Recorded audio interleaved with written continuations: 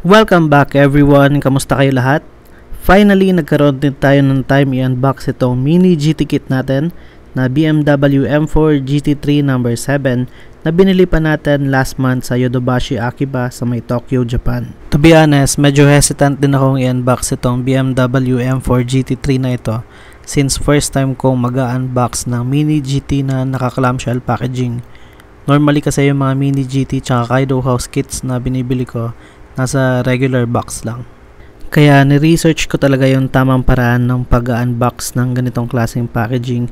Anyway, iba-ibang method yung napanood ko, pero so far ito yung pinaka nagustuhan ko.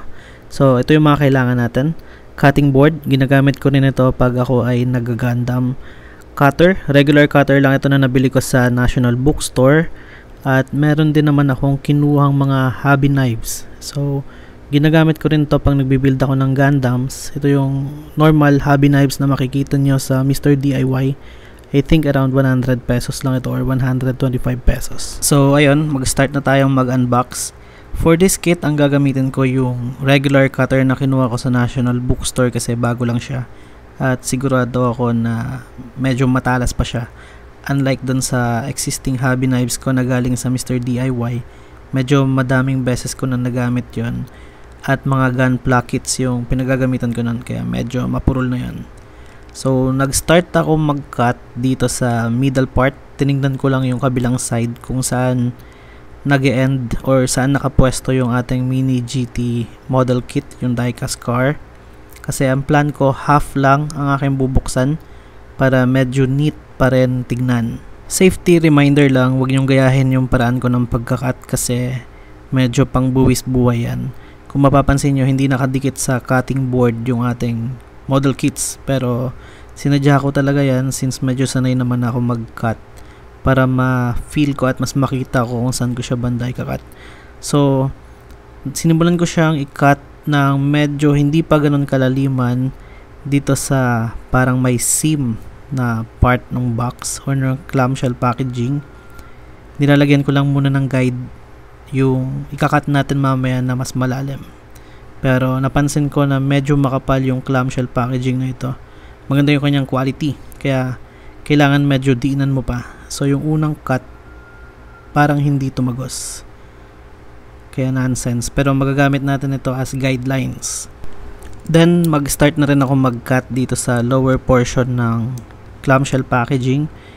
Hindi ko lang may connect yung cut ko both sides sa bottom.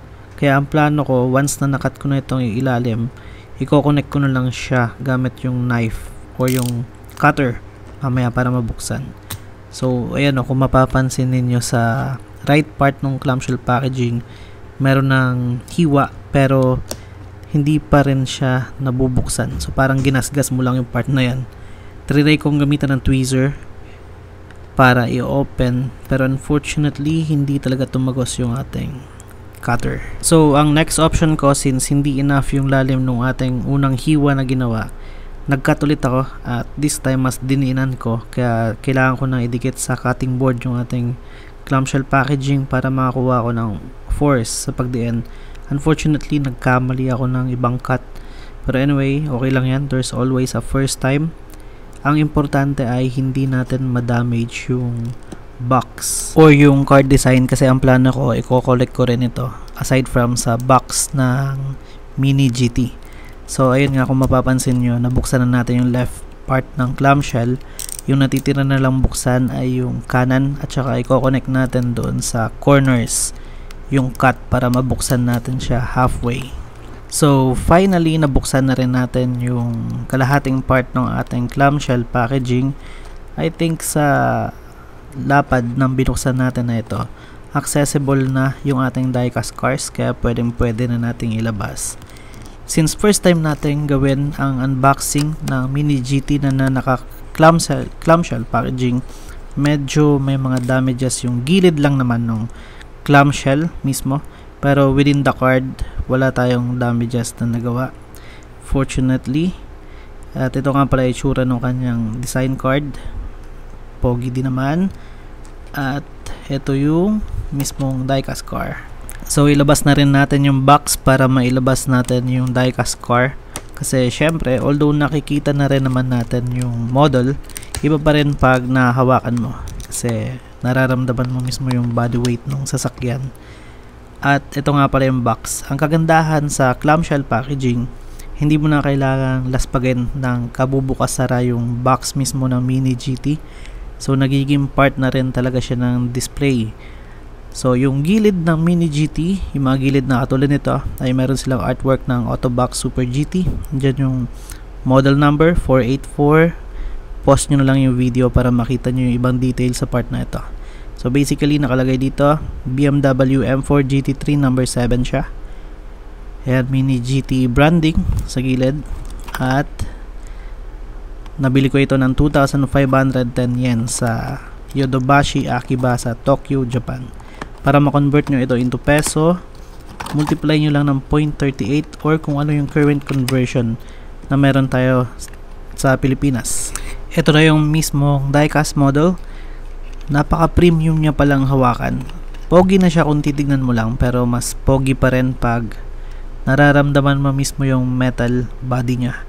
So yung bodyworks niya ay napaka-pino, pulidong-pulido. Ang best part dito, ang dami niyang decal o yung mga tampo. And then, as expected sa Mini GT, rolling yung wheels. Napaka-pogi nung mugs ng kit na ito. And ayan, kung titingnan nyo, napaka detalyado ng Mini GT BMW M4 GT3 na ito. So that's it for today's video. Salamat sa panonood sa ating first time unboxing ng clamshell packaging ng Mini GT. I hope may natutunan kayo and see you on our next video. Sa mga hindi pa nakasubscribe sa ating YouTube channel, please subscribe na kayo. Makakatulong yan sa paglaki ng ating channel.